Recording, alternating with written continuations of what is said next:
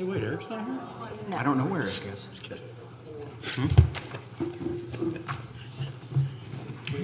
He's in, yeah, we bought a. Oh, I didn't know he wasn't here. All right. 3 years. Oh, never mind. Good evening. I'd like to call this meeting to order at 6 p.m. on October 28th. First, we're going to stand as the Pledge of Allegiance. Scott Smith's going to lead us in a prayer and the pledge. Bow your heads, please. Lord, we thank you for tonight, and we just ask that you keep your hands upon all of us as we go through these proceedings, and just ask for your wisdom and guidance as we make the decisions and as we have these discussions and things like that. Lord, we just please ask that you are with us. Please, Lord, bless this city, bless these residents, bless our staff, our council, our mayor as she travels.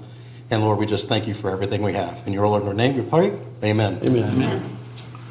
I pledge allegiance to the flag of the United States of America and to the republic for which it stands, one nation, under God, indivisible, with liberty and justice for all. Texas. Go ahead. Go ahead. You're doing No, really, please. Well, the Texas flag. I pledge allegiance to the Texas, one state, under God. Threw myself off on that. And you can use that screen next time. Yes. Yeah. All right. Well, Dina, do we have a quorum this evening? Yes, sir. Thank you. All right, we're going to start with public comment. I have Mr. Gene Martin. Would you come up, please?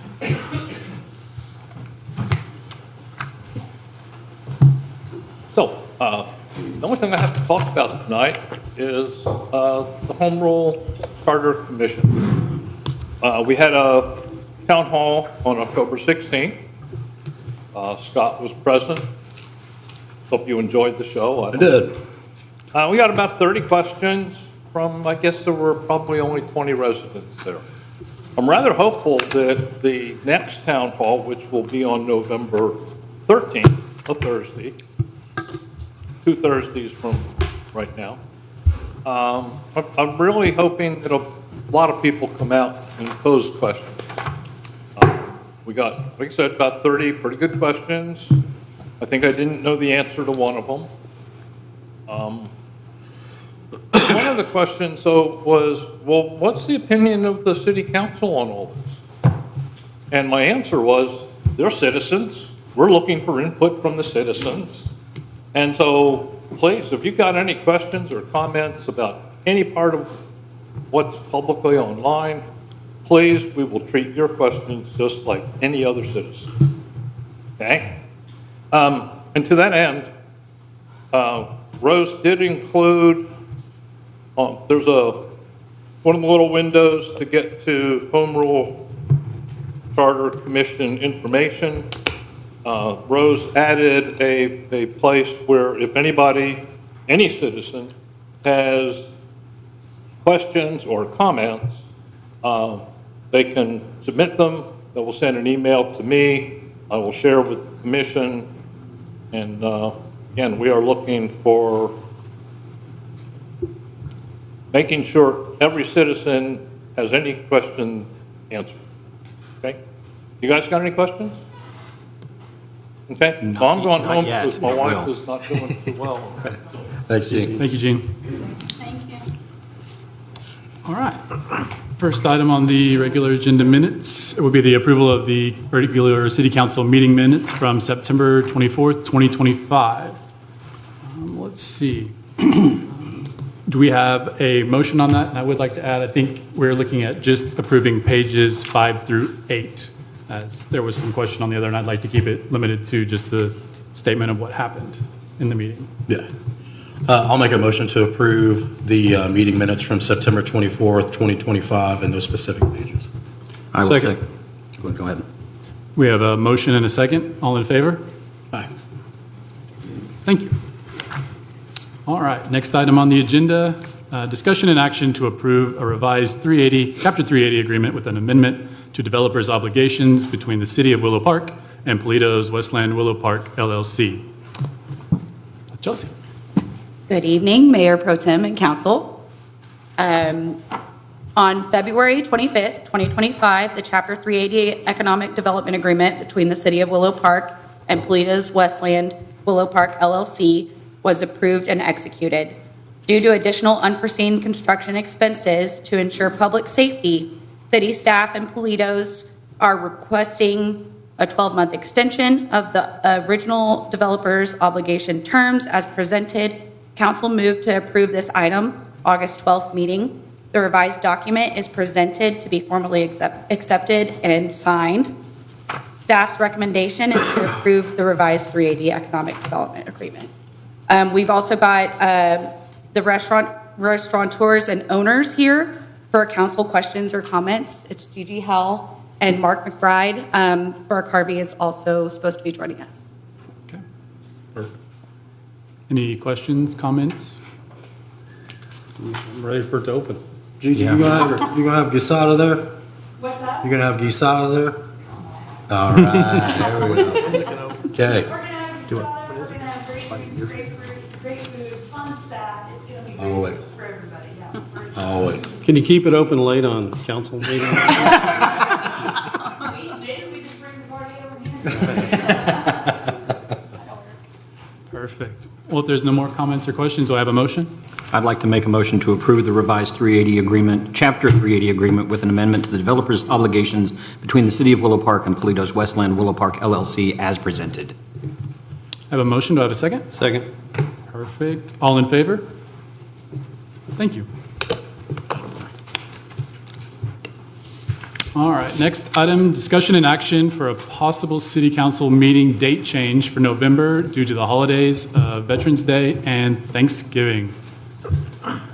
City Manager, please. Mayor Pro Tem and Council, we had a little bit of confusion. We were so excited the fact that we were getting a couple of extra days for Christmas and New Year's that we kind of got off track as to which day we wanted to actually have the council meeting. So to not interfere with Veterans Day being either the actual day or the day before and struggles with getting the agenda too quickly, we've requested to have it on Monday, November 17th. That's Revolution Day. It's, what is it? That's what it says in my calendar. I don't know what that is. You say Revolution Day? Revolution Day. Yes. Celebrated in Mexico, apparently. So, yeah. Well, Hopefully that's for the revolutions of the earth around the sun and nothing else, right? So, no issues there. Anyone further comment, question? no. I have no issue with that. Okay. So would that be the only meeting for November? Yes. Okay. I have no problem with that either. All right, then, do I have a motion? Make a motion that we make our single meeting for November 17th, starting at 6 p.m. I second that motion. All right, I have a motion and a second. All in favor? Thank you very much. So is City Hall going to be closed the 10th and the 11th? I think just the 11th. I think it is just the 11th Yeah. at this point Yeah. for the observance of Veterans Day. All right, we have a couple items on the agenda that were scheduled. I'm going to ask council to table these items. I've spoke with the mayor, and we discussed them, and both felt it would be appropriate to discuss these when she is here. One would be considering some ordinance changes to commissions, memberships, things of that nature, and both decided that would like to have that conversation as a full body. So if I could have, if that works with everyone else, a motion to table items 4 and 5, please. Make a motion to table items 4 and 5 to the next scheduled meeting, 17th. Yes. Okay. I'll second. All right, I have a motion and a second. All in favor? Thank you all for doing that.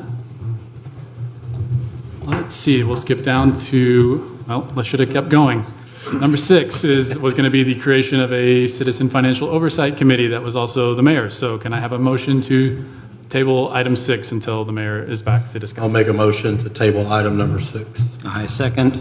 I'll have a motion and a second. All in favor? Thank you. All right, I think we can do this one. Discussion and action, Derek Turner of Jacob and Martin to present proposed update of the city's comprehensive plan and capital improvement plan and to authorize staff to proceed with the proposed update.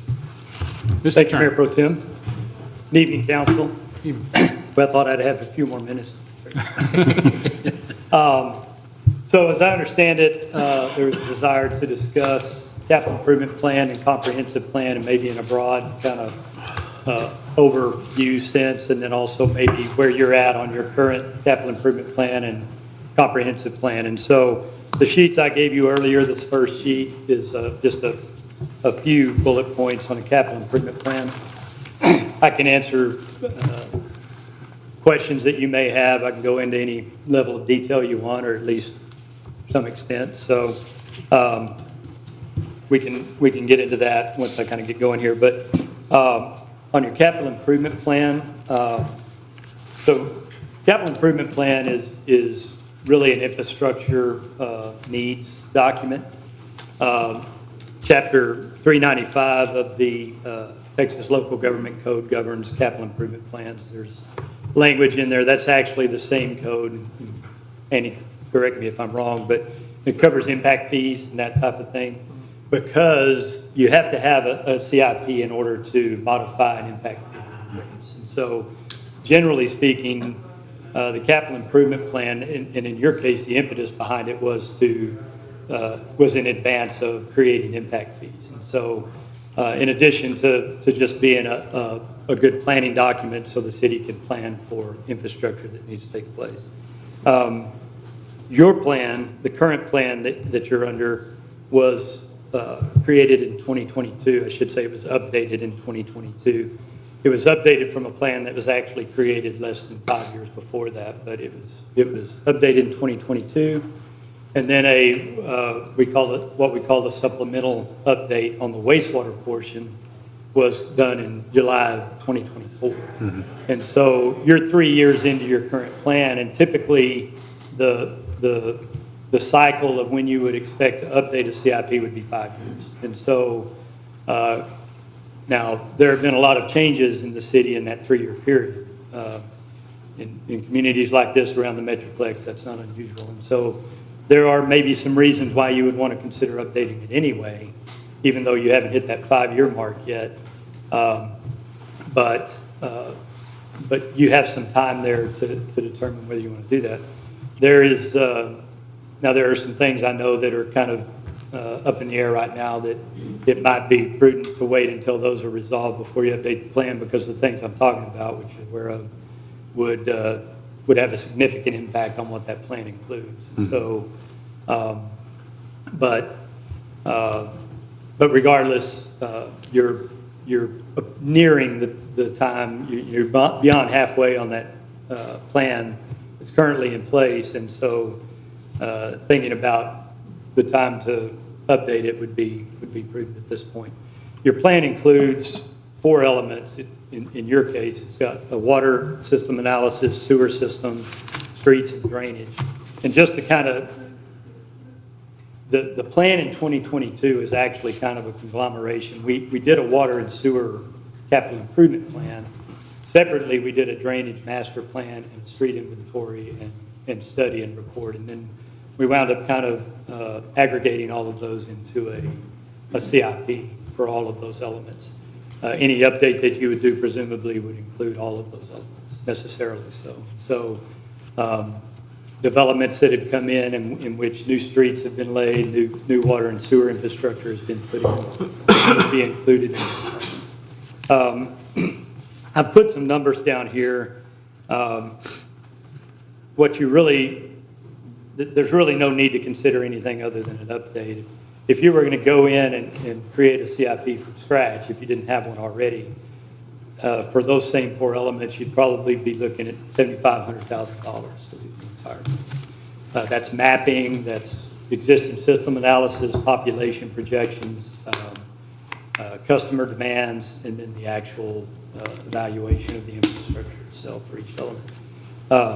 But since you guys have one that's fairly recent and fairly well put together, you would just be looking at an update, and since most of that data is in hand, probably $25,000 to $30,000 would be my guess. Cost. I will say, because I'm going to go into the same type of discussion, and I think there probably needs to be some direct discussion, or more detailed discussion about what that scope would look like, because that would impact what that cost would be, or potentially so. So the capital improvement plan is pretty straightforward. Infrastructure needs and costs associated with it. Are there questions about any of that? Would it be better to have an updated comprehensive plan first before updating our CIP, just to make sure we know what our land uses are going to be in the future, what they are now? Because obviously, I mean, we're still looking at a 2014, an 11-year-old document that's... Yeah, I think, and I'm going to go into that right now, Yeah. but there are a handful of reasons why the comp plan would be more Yeah. Meaningful right now to Yeah. discuss. Before I get there, so you'll see a sheet that looks like this, or two sheets in a row. Yeah. Just that it's kind of a broad discussion about the comp plan or what it is itself. I had one of my guys put this together. It's a little outline of what went into a comp plan update that we recently did. This was actually a wholesale reevaluation and update of a comp plan, and it was pretty significant as far as the effort that went into a comp plan, a new comp plan, and I don't know what the one that you had done in 2014 costs, but they're in a few $100,000 neighborhood as far as what it takes to get one done. This one took a couple of $100,000, and they already had a comp plan in place. But again, they went through and completely reevaluated everything and went through the entire process. And so I'm not going to read through this in detail, but I do want to just kind of hit the broad scope items that follow along, and I put those in red out beside them. But obviously, create a scope of what you want to do would be the first thing. Inventory, population, demographics, housing, land use, those things would have to be, you'd have to source that data and then accumulate and evaluate, and then create a data set to work off of. And so that would be the second thing. Pretty significant stakeholder involvement, public involvement, lots of public meetings, workshops, that type of thing. Typically, you would have a committee, at least one, that would be kind of tracking this along and following along with that part of the process. And then, of course, developing and drafting the plan from outline to draft to final draft status, review, modification, and then following into the last phase, which would be adoption and implementation. And there's a specific process involved in getting that done as well. And then, of course, beyond that, maintenance and updates would be something down the road. But, so that's kind of, in a broad sense, what the comp plan process would look like. There's the comp plan, and I'm moving on to that last page now. Comp plans are actually covered under the Texas Local Government Code as well in Section 213. It's not a very long section. It's kind of a broad overview of what a plan should be and what it should include. But some specific items in particular, as you probably already have an understanding of: land use plans, existing and future land use, thoroughfare plan, development strategies, and goals and objectives, and really a vision for the community is what would comprise the core comprehensive plan, and that's actually what yours currently includes. And it was, in my opinion, was a very good plan that was well put together, but it's 11 years old at this point. So that top half of that last page includes that entire section of the code. You can read through that. Thank you very much. But allergies. I'm with you there. But again, it just kind of broadly lays out what you should include in the plan. And it's just that. It's a plan. It's a planning document. It has no teeth beyond the fact that it will drive future zoning changes and development standards. And that's the strength of the comprehensive plan, is how it guides you in creating those documents that do have power of law and that type of thing. So your plan, and I skipped over. So the American Planning Association, on their website, state that a comprehensive plan should cover a 20-year period with updates every 5 to 10 years. So to your point, you're 11 years in, you're beyond the point where you should have started, or at least started, or probably finished an update to the plan. And so, Yeah, we've got a few more stoplights since. right, yeah. Yeah, and there's a significant amount of stuff that's gone on. And I would say, I mean, over that 11 years, very significant, but even in those last 3 years that we're talking about on the capital improvement plan, there are things that would have a significant impact just on the CIP. So, so probably time to look at that one. Again, if you were to go in and do a complete new comp plan, or even a significant update to the comp plan, it could be a couple $100,000 would be that's the number I put that I think you'd be looking at. I think in this case that you have the option or the possibility of doing it, of updating the plan, and it really depends on.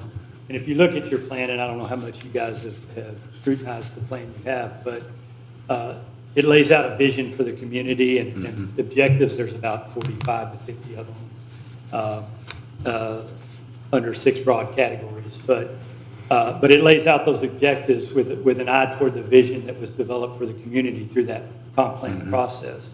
And so it really depends on whether or not you feel like that vision is still accurate for the community, or whether or not there needs to be a broader discussion and change as far as where the community is going. The document, the vision and the objectives that were laid out in the comp plan that you have, to me, were pretty what you would expect to see for a community of this size and this geographic area. Yeah. So, but it depends on what you feel needs to happen there, and that might require some maybe a committee or some additional discussion with councilors to determine what that would be. But if you felt like what you have is good in that regard, you're talking about updating maps, your city boundary maps. I think Zandy can probably attest, need some work. Your land use plans definitely do, and your thoroughfare plan certainly does. And so at a minimum, updating those portions of the plan with maybe some updating, pulling in new information for the demographics and housing, some of those things, and then the development strategies. And so I think you're probably in the $50,000 to $75,000 to perform that work. And so it's somewhere in between, right? It depends on what you feel like needs to happen. But with the plan you've got, it's certainly out of date. Are there questions? Again, I don't know how, but I didn't go into a lot of detail about comp plans themselves, kind of the basics. But is there specific questions about any of them? I'll ask real quick. You mentioned, obviously, we have some uncertainties about certain areas of our city and what they're going to look like. How do those typically factor into how we look at that when we have a lot of these unknowns? And in your opinion, then, should it be more of an update on this existing plan until we have maybe 5 or 10 more years down the road, do an update now and then look at an overhaul once we have more of what we think Willow Park will probably look like at that point? I think, and I think I was really talking maybe in a little bit shorter term scenario, because so much has changed with not just the infrastructure, but the land use in particular in the city. I think you need to address, I think, your future land use plan in particular, and that's going to drive what you do with future development coming in. So I think I would, but there's something specific to land use that may be kind of ambiguous at the moment, that maybe could be resolved at least to the point that you could make some, you could have some planning in the near term, months, year. But I wouldn't wait too long because you're seriously out of date on your land use. Now we've done some land use work outside of the comp plan, but it's never been incorporated in the comp plan, and I wouldn't say it was a comprehensive effort. So there definitely needs to be some work on that. The thoroughfare plan, similarly. Sure. To Derek's point, just being on planning and zoning as long as I was, and the discussions that we've had, I know those figures seem a lot to make those changes in those plans and everything else like that, especially on the comp plan. And I see up in the CIP, especially on the CIP, I think we're leaving a lot of money on the table on these new developments and stuff, other impact fees and things like that. The other factor is on our comprehensive plan, it helps speed up a lot of the process of our development and decision-making tremendously.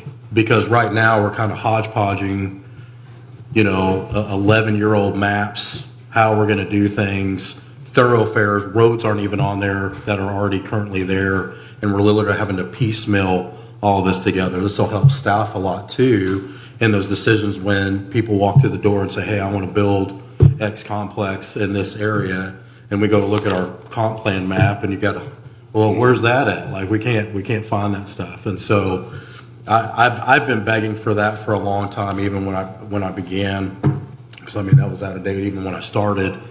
And like I said, I think we have to get that done. I definitely think the comp plan comes before CIP.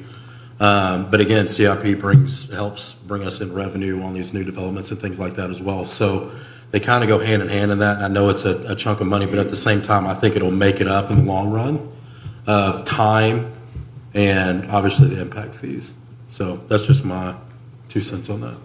What's the time frame from the time we were to start this process of a update or revision of the comprehensive plan to a finalized document? You've outlined about 7 different things here. Yeah. What's that time frame?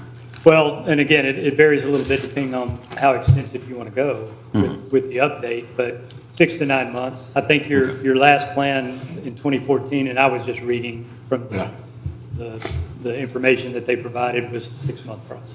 So if we went ahead and started the process now and some of the things that you're discussing came to a resolution in the next however long, we'd be able to incorporate those changes into a final document. Right. And I think we could even move forward even with the understanding of what is coming in, because that specific use is always going to be there anyway. We know, especially like our frontage is always going to be commercial driven. The interiors are always going to be residential driven or mid-family driven, stuff like that. So it's easier to draw those lines out and have that. Yeah, and keep in mind too that what I'm talking about, which is going east, right? Yeah. Is overall, is really in the broad scheme of things is a small part of it, but it's on the capital improvement plan, it's a much bigger deal. The comp plan is not quite as major. And we definitely need to have those in place if and when that happens, so. This may be a little bit separate, but are the impact fees and other items associated with it something that we need to look at addressing as well? Are we still in line with? So you're supposed to update your impact fees every 5 years as well. Right. You really can't do it until you have an impact fee done. CIP updated. So, you need to be thinking about it. I don't remember. I think your impact fees are probably comparable to your CIP, maybe 3 years, 2.5, 3 years, if I remember correctly. At least some of them. I know your drainage fee is. Right. Yeah. Water and sewer may be a little bit older than that, but they're approaching the time. Sure. Okay. Any other questions, comments? All right. I recommend it, Okay. both. What is the next step then for? The agenda item says just to allow staff to move forward with the process. So, whether that's a formal motion or your sense of it, you can do it either way. But I think city staff needs to be directed to start that process and bring reports back to the council periodically. Then I will make. It is a process. It's a pretty laborious process, and you got to get a lot of community input. So for example, he's talking about your comprehensive plan, your future land use map. Well, those are very significant for cities because that's the blueprint of what your citizens want in the next 5, 10, 15, 20 years, right? And where are you going? And what do you want and where? And what kind of density do you want? And so, and it's just critical. So I think you need that. You need to, I think, to refresh your vision on where you are and where you're going as of today and get have multiple public meetings to get input on what citizens want as well, and whether what's in your old plan continues to date, or is it different? So, Is our planning, are they still the CIP board as well? Okay. So we can start having those. Yes. Yeah.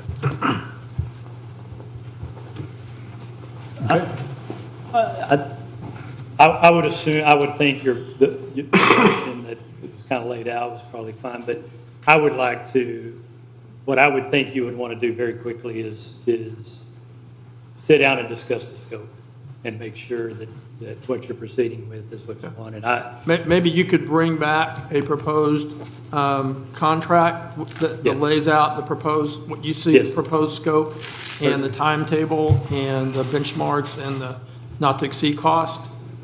That would probably be a really good Yeah. next step. Yeah. I would think. Agreed. Okay. So should we put that on the next agenda? Sounds like it. Sounds like it's in there. Okay. Yeah. All right. Anything else? Should we make a motion to direct staff to go ahead and start working on this? That'd be fine. If you want to formalize it, that's the way to do it. Then I would like to make a motion that directs city staff to start working on the comprehensive plan and the capital improvement plan. I will second that. So a motion and a second. All in favor? Thank you. All right. Item number 8, discussion and action update on Squaw Creek Road projects, communication efforts, and feedback, engineering status, and pursuit of funding. Hello. Good evening, council and community. Gretchen and Derek are both available to take all of these science questions, but I will be heading up the rest of the presentation this evening.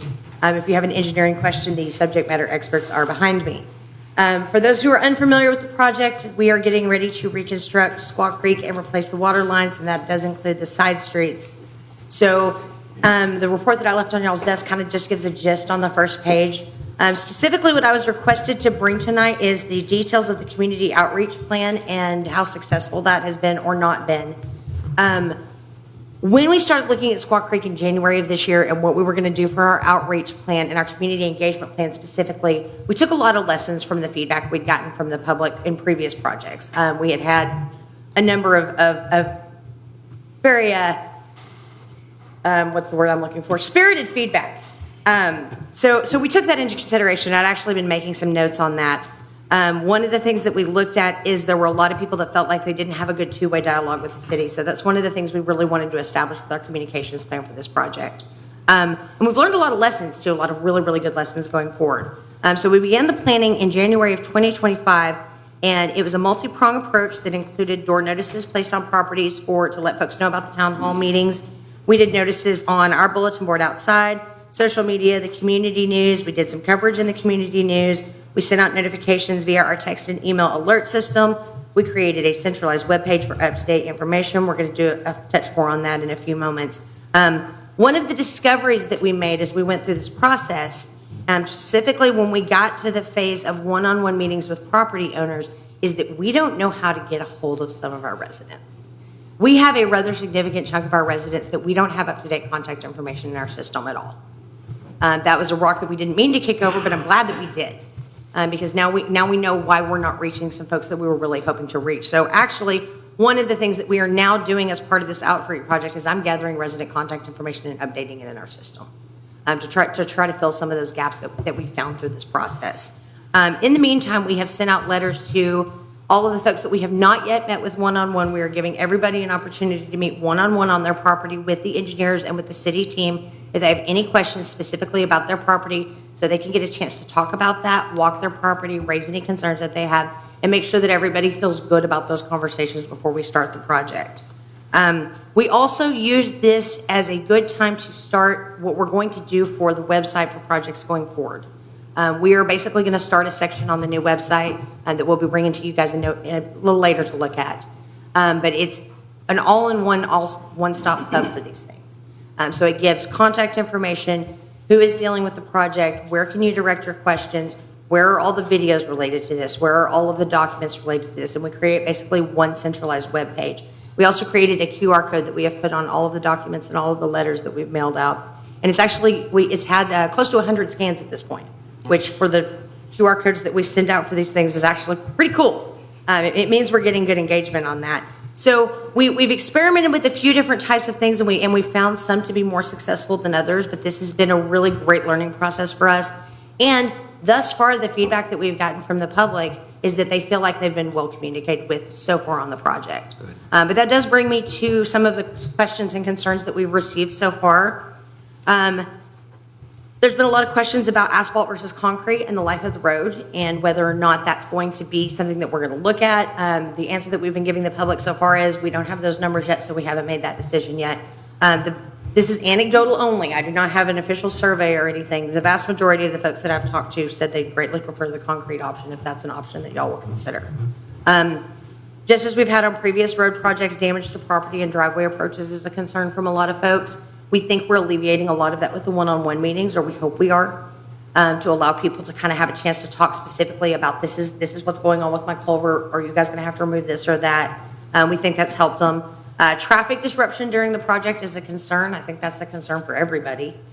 We have every intention of keeping those lines of communication very open with not only the residents who live on that road, but the school district, emergency services such as the ESD, and anybody else who, the postal service, for example, to keep people up to date. That's going to require me to stay in very close communication with the folks on the construction project, the folks who actually are doing the construction, and that's going to require them to tell me when they are doing it so I can communicate. So we'll have to work on establishing that relationship once we have a company selected, but that's going to be a high priority for my department, is making sure that we keep that up to date for everybody that's going to be affected. And then the impact to taxpayers, but that's something that we can talk about when it comes to funding. So what are the steps that comes next? The good folks in our engineering department tell me that engineering is currently 90% complete. So we should be getting pretty close as far as that goes. The step after that is we will secure funding. Once the funding is secured, we will take bids and award the contract. Once the first shovel turns, the project is anticipated to take approximately 1 year. That gives us a lot of time to continue to fine tune our approach and make sure that we're doing everything we can to communicate with the public. If your driveway is going to be blocked off one day, I want to make sure you at least have a little bit of notice. I can't promise 100% success rate on that, but we're going to do what we can. The pages after that are just the preliminary opinion of probable cost. I am not the subject matter expert on those things. So if you'll have any questions on the numbers in particular, I will direct you to the very smart folks behind me. But if you have any questions about the community engagement efforts, I am happy to answer them. Rose, do we have a number of residents affected, like an exact, not an exact number, but a close number of who's going to be affected during those phases? Like total impact versus... Ballpark off the top of my head, I feel like there's around 120, 130 homes on that stretch. And that is me trying to picture my spreadsheets in my head right now. And as I have mentioned, math is maybe not my best very point. good. Yes. But yeah, and we've had a really good success getting in touch with most of those folks so far, particularly through the mail. But we're trying to make sure that we close any gaps that we have and make sure we've made contact with everybody there at least once. How's the interactions been when you've contacted them, things like that? How's those discussions? Oh, everybody's been great. They've been thrilled to hear from us and to have that personal contact with the city. I mean, me and Buddy were there at and I think Eric was there too, at the town hall, and it seemed very positive.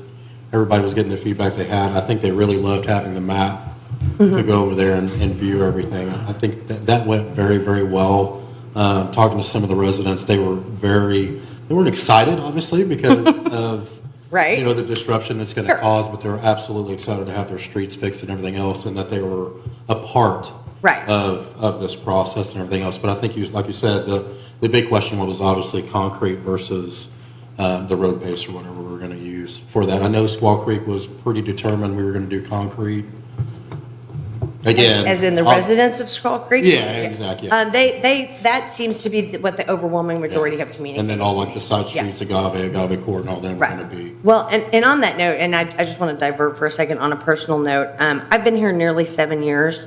The number one complaint I've had by a long shot has been, when are you going to fix Squaw Creek? Yeah. And I have been promising people for 7 years that we are someday going to fix Squaw Creek. So thank you to all of you for helping me keep that promise. I am ready to move on to whatever the next thing is. But they're excited. They know it's going to be a headache. They know that it's not going to be easy, but we're going to do everything we can as far as just simply a customer service point of view. Yeah. To try to make this as least of a headache as we possibly can. I agree with that, because especially with the Encore thing that we've been dealing with, and that scenario and everything else, we definitely need to hit a home run with this. We have had a few different incidences over the last several months where notice has not been given to my satisfaction due to factors that were outside of my control. I have a little bit of control over this, and I'm going to do everything I can to make sure that we take care of our people. Yeah, no, that's great. I know we're in good hands with you. Yes. Anybody else? Yeah, Rose, if someone is watching online or here in person and hasn't been contacted by the city yet, or is looking to make sure that their information is up to date, what steps do they need to take to make sure that they get someone in contact with them, or that we have the correct information for them? So they should be getting a letter in the mail this week. Okay. We have mailed letters out to everyone, encouraging them to reach out to the city, showing them how to set their appointments for it. There are also some folks, and I'm kind of working a little bit on an engagement effort for the whole city as far as making sure that the contact information is up to date. As I'm hearing from these people, I'm going ahead and noting their contact information and updating the system. But that's not the only neighborhood that we need up-to-date information for. So we'll be doing some future campaigns on that too. But basically, it's as we hear from them, I'm making sure that we have everything up to date. I'm personally updating that stuff. Okay. And is there obviously updates on websites and things? I'm thinking outside of the people that are in that approximately 120 to 150 Sure. or so that maybe just use this street for a business route, or Right. just a way to get through to a home or something else. What can they look for future efforts from the city as far as notification and when things are going to be in action? So if we have a major change that's going to, for example, we're shutting down a large section of the road, obviously we're going to look at the residents in that area first and make sure that they're the first line of notifications. But we're also going to use a lot of our normal channels. Our Facebook traffic gets pretty good engagement. We still post on Nextdoor as well, even though Nextdoor is our engagement's gotten a lot lower on Nextdoor. All cities have. I don't know if it's something Nextdoor has done. But we're also going to look at some non-traditional methods of getting the word out. Some things that we can do to kind of get some, I know there's some neighborhood associations and things like that. We're going to try to spread the word that way. Okay, perfect. Thank you. Anybody else? All right. All right. Thank you, Rose. Thanks, guys. And then, actually, Rose, did you want to stay? I know we had the next item on the agenda, the presentation for the new city website. I know that the city's not ready to roll that out, but are there any updates or anything you'd like to provide on Before we leave that topic? before we leave that topic as far as the overhaul and not just the Squaw Creek aspect of it? I would rather show and not tell, so I'd like Okay. to wait until I can show. We will wait until the show is complete then. Thank you. All right. Do we need to start the process for funding for the Squaw Creek project?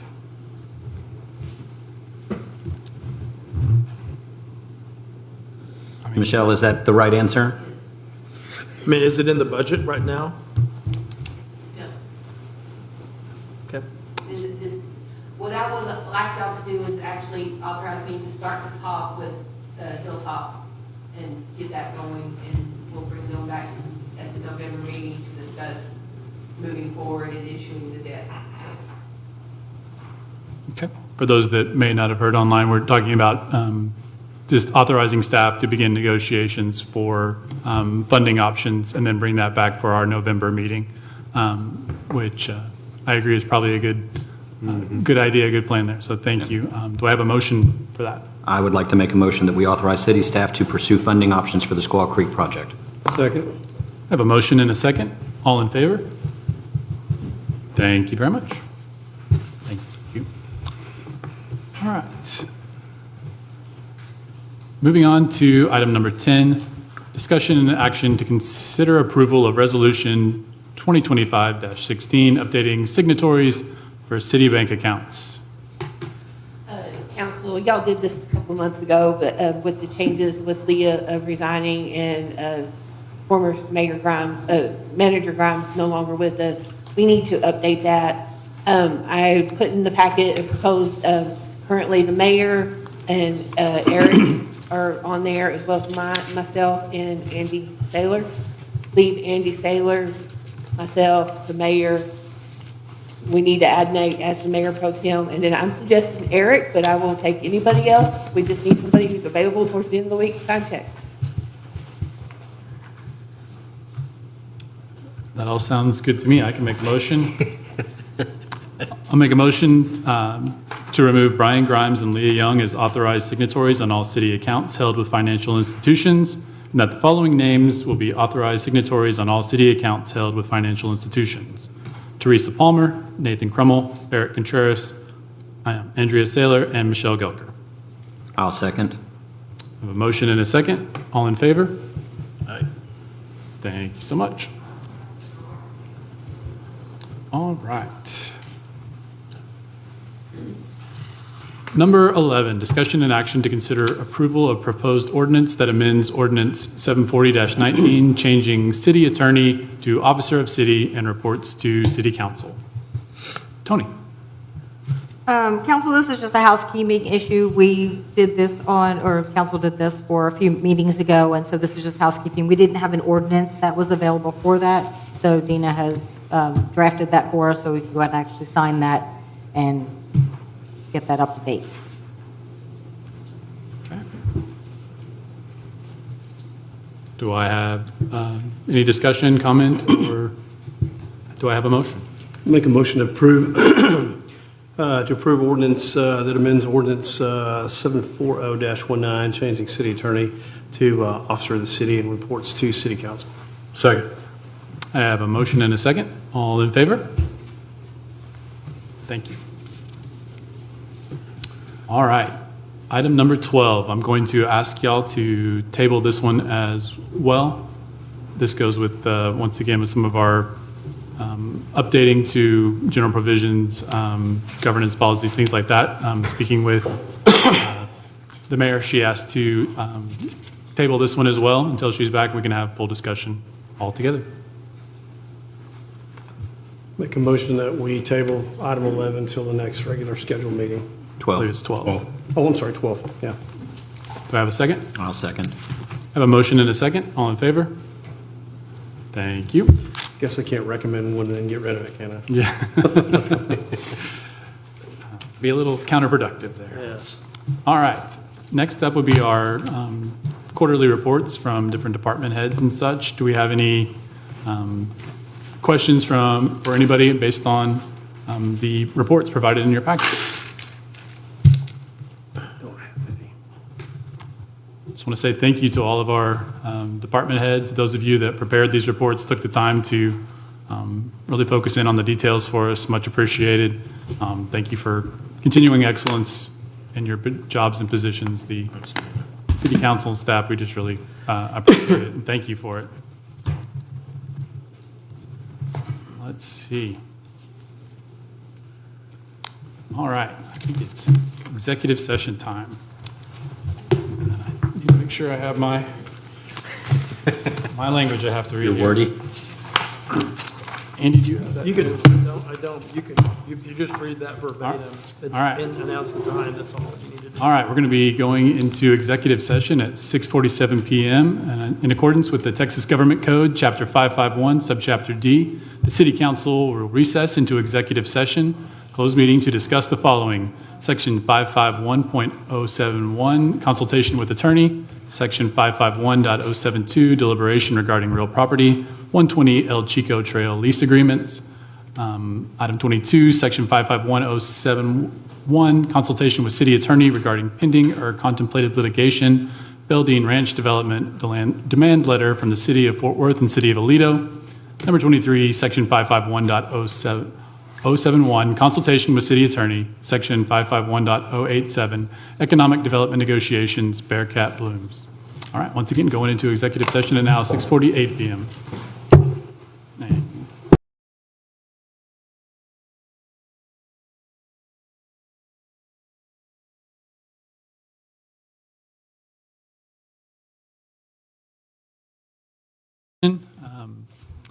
Starting with item 21, do we have a motion? I would like to move to authorize the city attorney to provide notice to terminate lease and notice to vacate to Ohana DFW Learn Number 2 LLC, and if necessary, file an eviction notice. Second. I have a motion and a second. All in favor? Thank you. Item 22, do I have a motion? Yes, I make a motion to approve the mayor pro tem, interim city manager, city attorney to negotiate a boundary agreement with the cities of Fort Worth and the cities of Aledo. Second. All right, we have a motion and a second. All in favor? Thank you. I believe we'll be taking no action on item 23. So on to item 24, city council comments. Buddy, start with you. Yeah, so a couple of weeks ago, or right at 2 weeks ago tomorrow, from a personal note, my son came home from a baseball game and his car caught on fire in our driveway. And that was a shock and a little bit of a problem for us. But we called 911, and within about 3 minutes, Parker County Emergency Services were at our house and putting out a fire in our driveway, and Willow Park PD were there in support. And it was, they kept everything from becoming a heck of a lot worse than it could have been. If it was going to happen to us, it was the best possible way a car could catch on fire for us. So I wanted to take the opportunity to thank all of the folks at the Parker County Emergency Services and Willow Park PD.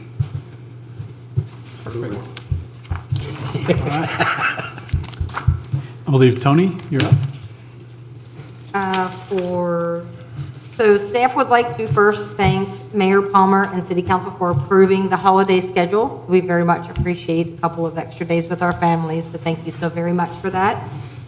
Michelle and I would like to thank our exceptional staff for doing the job that they do every day to keep us safe and healthy and operating. And they are fabulous, fantastic, and we have the most amazing team ever. I just want to give out props for them. And then we have some upcoming training that you need to know about and public needs to know about. So we've got Texas Municipal League Annual Conference that starts tomorrow. And so Councilmember Buddy Wright and Rose Hoffman, Chelsea Kirkland, and myself will be there through the end of the week for tomorrow, Thursday and Friday. Michelle will be here holding down the fort for that. And then next week, Michelle goes to water school, and so she will be out all next week. And then I'll be here holding down the fort.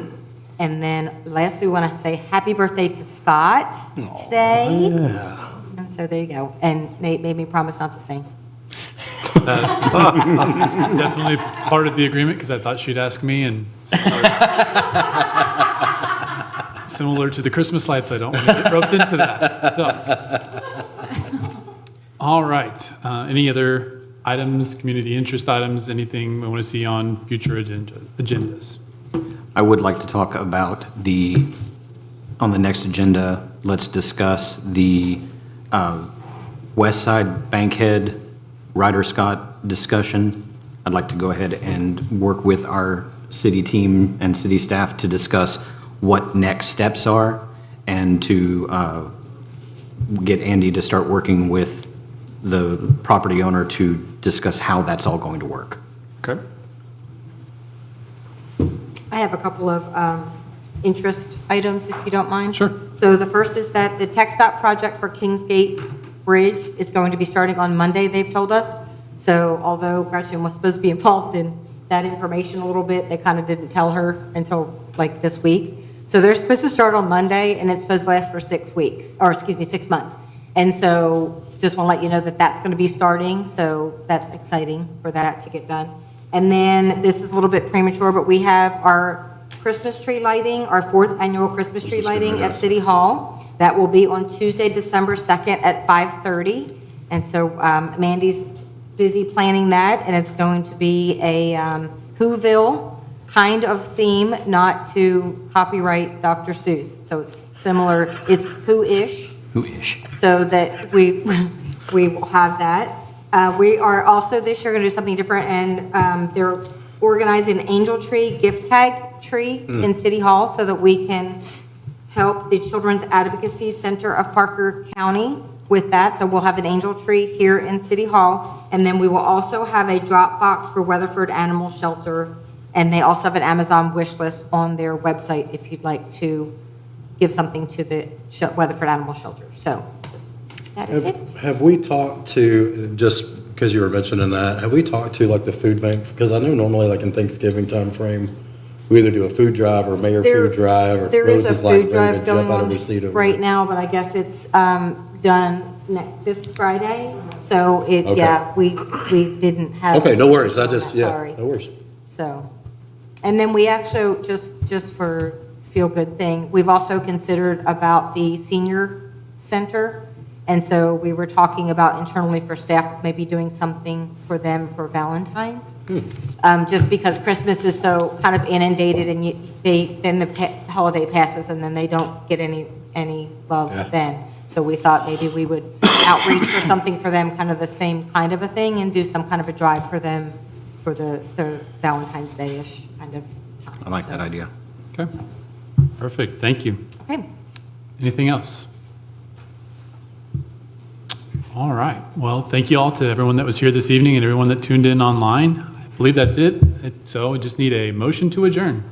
Make a motion to adjourn. I second. I have a motion and a second. All in favor?